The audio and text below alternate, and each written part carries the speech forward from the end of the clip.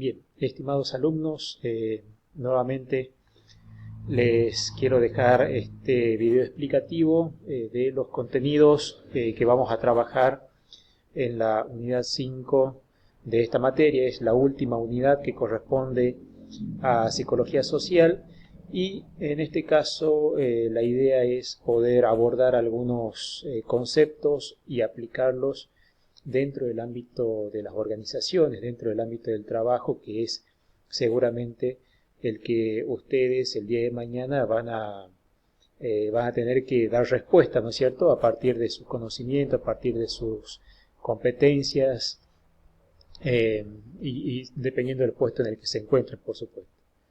Bien, vamos a tomar algunos conceptos que ya venimos viendo en la materia, en las unidades anteriores, y lo vamos a precisar dentro del ámbito laboral. La primera parte de esta unidad hace referencia a la interacción sociolaboral en las organizaciones, el comportamiento humano en las organizaciones, las dimensiones del comportamiento organizacional.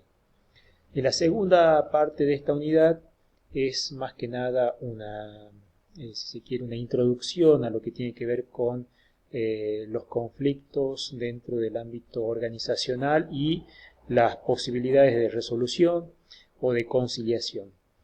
¿Y por qué digo introducción? Porque ustedes van a tener en lo sucesivo, creo que conforme lo establece el plan de estudios, el año que viene, en tercer año, van a tener la materia mediación y resolución de conflictos y bueno, ese será el espacio en donde ustedes podrán profundizar estas cuestiones.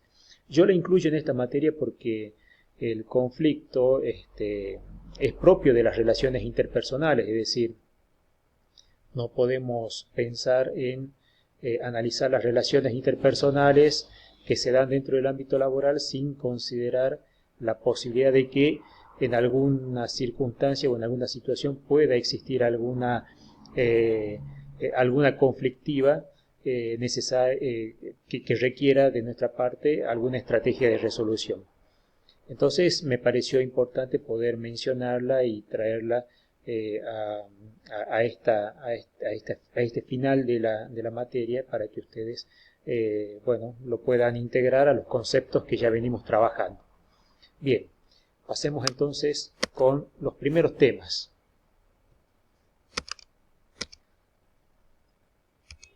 Bien. La interacción sociolaboral en las organizaciones. Nosotros vinimos viendo las diferentes modalidades vinculares que se pueden registrar entre las personas en diferentes contextos socioculturales, en términos generales, para decirlo de alguna manera, en términos básicos, que se pueden aplicar a cualquier tipo de ámbito. En este caso queremos puntualizarlos dentro del ámbito laboral. Desde lo que es la revolución industrial, que generó toda una visión distinta del trabajo hasta el día de hoy, se han ido presentando una serie de cambios en relación a cómo se construyen las relaciones y los vínculos dentro del ámbito del trabajo. Como yo les había dicho en algún momento, el tema vincular y las relaciones dentro del ámbito laboral adquiere una importancia relevante, adquiere una importancia significativa para muchos empleadores y para muchos líderes dentro de las organizaciones. De hecho, en las instancias de selección o de preselección para ingresar a algún cargo o algún puesto laboral, se indaga mucho acerca de la posibilidad de las personas de poder adaptarse al grupo, de poder trabajar en equipo, de poder trabajar de manera colaborativa, de poder sumar desde sus vínculos o desde su modalidad vincular al logro del objetivo común. De hecho, la mayoría de las situaciones que se pueden presentar como conflictivas tienen que ver con esto, con ciertas dificultades que se logran identificar en las relaciones o en los vínculos que se establecen en el ámbito laboral. Es por eso que ustedes el día de mañana van a estar llamados en más de una ocasión a resolver este tipo de situaciones o bien intervenir de manera preventiva o de manera resolutiva en cuestiones que tienen que ver más que nada con la modalidad vincular de las personas. Y acá podemos citar también, por qué no decirlo, al tema de la comunicación, porque en efecto la comunicación es, si se quiere, el canal por el cual nosotros nos vinculamos con los demás. Es por eso que, bueno, en el ámbito laboral, los vínculos, las relaciones interpersonales y las capacidades que pueda demostrar cada uno para poder establecerlas, consolidarlas y mantenerlas de una manera, si se quiere, constructiva, va a ser significativo, va a ser muy importante para lograr un clima laboral adecuado y, obviamente, la consecución del éxito que se pretenda de los objetivos. Vamos a analizar el comportamiento humano de las organizaciones en base a 3 enfoques que ustedes tienen también en la bibliografía. El primer enfoque que vamos a tener en cuenta es el de la administración científica del trabajo. Este enfoque surge con la revolución industrial, para decirlo de alguna manera, y todo lo que significó esa revolución en la sociedad, especialmente en el ámbito del trabajo.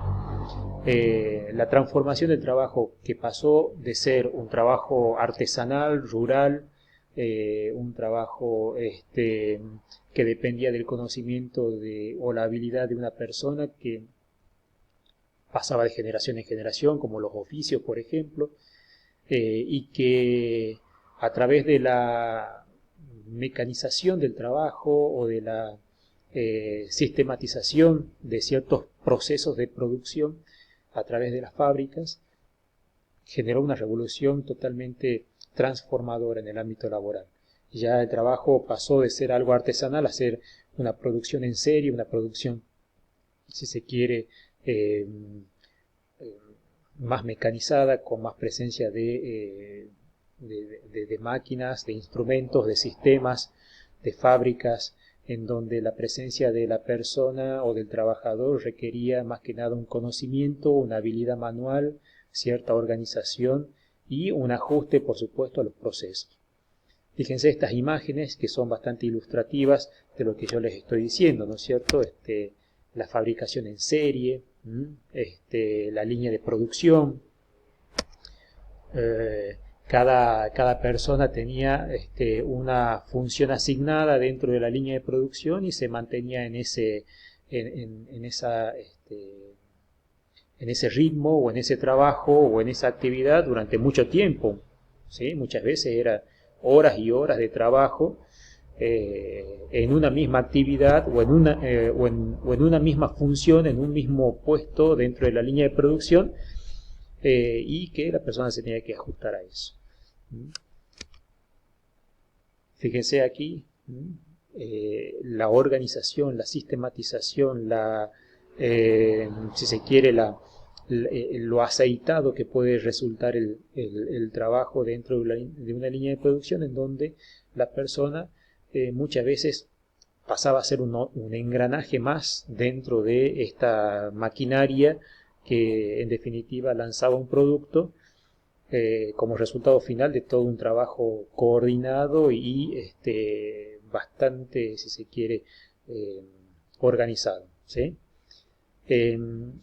Acá en este caso, fíjense que la mirada está puesta en la eficiencia del empleado, ¿sí? O en la eficiencia del trabajador. Entonces, todas las medidas que se implementaban iban en torno a eso, a hacer más eficiente el trabajo del empleado y tratar de que se obtengan los mejores resultados, es decir, el logro de los objetivos. Se priorizaba más que nada el logro de los objetivos y de alguna manera se dejaba de lado la satisfacción del empleado o la realización del empleado, ¿no es cierto? Es decir, se desconocían de alguna manera o se dejaban en segundo plano cuestiones que tenían que ver con la satisfacción o el sentimiento de realización personal que podrían tener los empleados dentro del trabajo. El otro enfoque que vamos a ver es el del movimiento de las relaciones humanas, que bueno, fue encarado o fue planteado por Elton Mayo. Me olvidé de decirles que en el enfoque anterior, el de la administración científica del trabajo, fue implementado por Taylor, ¿sí? Es la mirada taylorista de la administración del trabajo. En este caso, Elton Mayo, fíjense, plantea una cuestión que para nosotros hoy en día es una verdad innegable, pero que en su momento no era tenida en cuenta. Fíjense, Elton Mayo decía que un trabajador feliz es un trabajador productivo. Entonces, ¿qué es lo que hace este enfoque? Cambiar la mirada, tratar de enfocar de una manera distinta el trabajo. Pasar de la importancia centrada en la producción a centrar la mirada o centrar la importancia en la satisfacción laboral del empleado. Es decir, se consideraba que para que exista una buena productividad, el empleado o el trabajador debería estar satisfecho con su trabajo o debería ser un trabajador feliz. Es decir, se debían atender a cuestiones que tenían que ver más que nada con las necesidades de los trabajadores, sus factores motivacionales, las emociones, cuestiones más vinculadas del lado del trabajador. Entonces, a partir de aquí se empiezan a se comienzan a pensar en algunos derechos laborales, en algunas ganancias a nivel laboral, es decir, la jornada laboral de 8 horas, las vacaciones, beneficios sociales, mejorar los espacios laborales, ¿sí? Desde de las fábricas gigantes, oscuras, con poca iluminación, con mucho sonido ambiente, con pocos baños, es decir, desde ese planteo inicial del trabajo en la primera revolución industrial al momento en que Mayo plantea otra visión del trabajo, se han producido grandes cambios, es decir, tendientes a mejorar la satisfacción del empleado dentro del ámbito laboral. Y bueno, de ahí podemos ir avanzando hasta tiempos actuales en donde de repente capaz que el ejemplo que plantea Google como lugar de trabajo